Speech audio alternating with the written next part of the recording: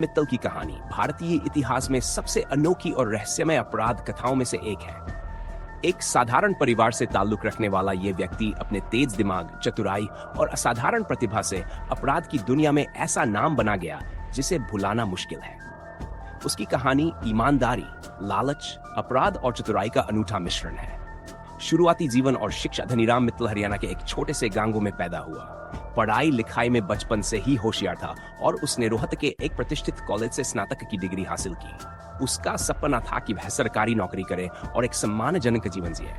लेकिन शिक्षिने के बढ़ते भ्रष्टाचार और सरकारी तंत्र की जटिलताओं ने उसके सपनों पर पानी फेर दिया। सरकारी नौकरी के लिए किए गए उसके प्रयास हर बार असफल हो गए, जिससे उसने ये समझ लिया कि सिस्टम में ईमानदारी से आगे बढ़ना मुश्किल है। इसी निराशा ने उसे अपराध की दुनिया की ओर मोड़ दिया। नकली दस्तावेज बनाने की कला। धनीराम ने अपनी असफलताओं से हार मानने की बजाय एक नया रास्ता चुना। उसने नकली दस्तावेज बनाने की कला सीखी।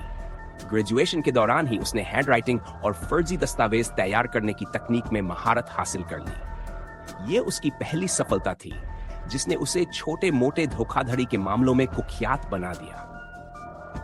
रेलवे स्टेशन मास्टर बनने की चालाकी। धनीराम ने अपनी पहली बड़ी चालाकी 1960 के दशक में की, जब उसने फर्जी डिग्रियां और अनुभव प्रमाण पत्र बनाकर रेलवे में स्टेशन मास्टर की नौकरी हासिल की। अगले 6 साल को इस नौकरी में रहा और बिना किसी शक के अपनी जिम्मेदारियां निभाई। लोगों के बीच वह एक ईमानदार और मेहनती कर्मचारी के रूप में जाना जाता।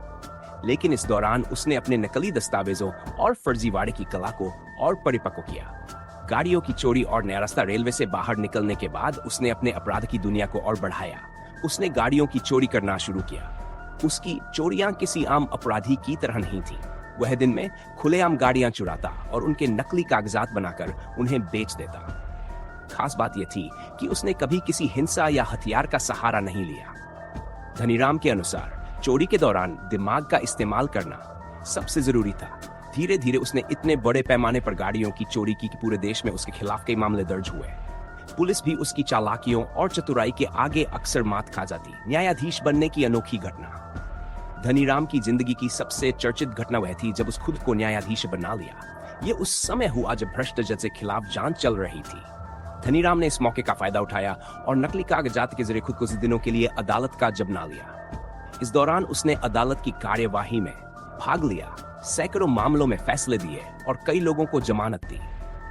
यह भारतीय न्याय प्रणाली की सबसे बड़ी चूक थी, जिसने धनीराम को मास्टर ऑफ डुप्लीकेसी बना दिया। पकड़े जाने और कानूनी जान का उपयोग। धनीराम मित्तल कई बार गिरफ्तार हुआ, लेकिन हर बार वह अपने कानूनी जान और फर्जी दस्तावेजों के बल पर खुद को बचा लेता। उसने खुद कानून की पढ़ाई की और LLB की डिग्री हासिल की। इसके अलावा उसने हैंडराइटिंग एक्सपर्ट का कोर्स भी किया, जिससे वह अपने नकली दस्तावेजों को पूरी तरह से असली दिखा सकता था। 96 बार गिरफ्तार, फिर भी अपराध जारी। धनीराम को 96 बार गिरफ्तार किया गया, जो अपने आप में एक रिकॉर्ड है। हर बार पुलिस उसकी चालाकियों और चतुराई के सामने हार मानती। वह एक ऐसा अपराधी था जिसने कभी हथियार या हिंसा का इस्तेमाल नहीं किया। उसकी चोरियां और फर्जीवाड़ा पूरी तरह से दिमागी खेल थे।